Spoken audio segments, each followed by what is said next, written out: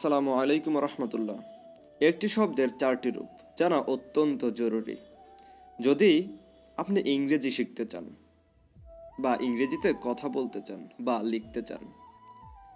একটি শব্দের চারটি রূপকে বলা হয় derivatives: noun, verb, adjective, adverb.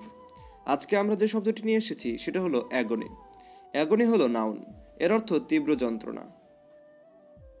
এটি সেন্টেন্সে ব্যবহার হলে যেমন হবে, I have been feeling agony in my chest for the last few days.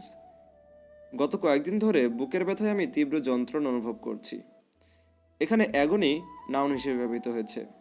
এর ভার্ব অ্যাগোনাইজ, অত্যাধিক যন্ত্রণা দেওয়া।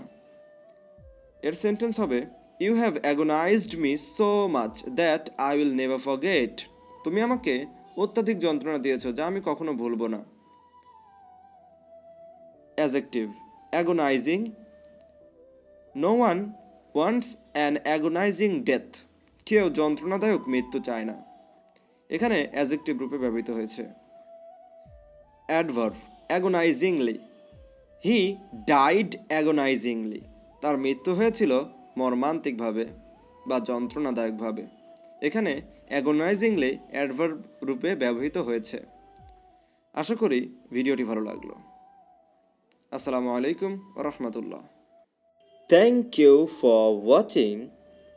Like, share and subscribe.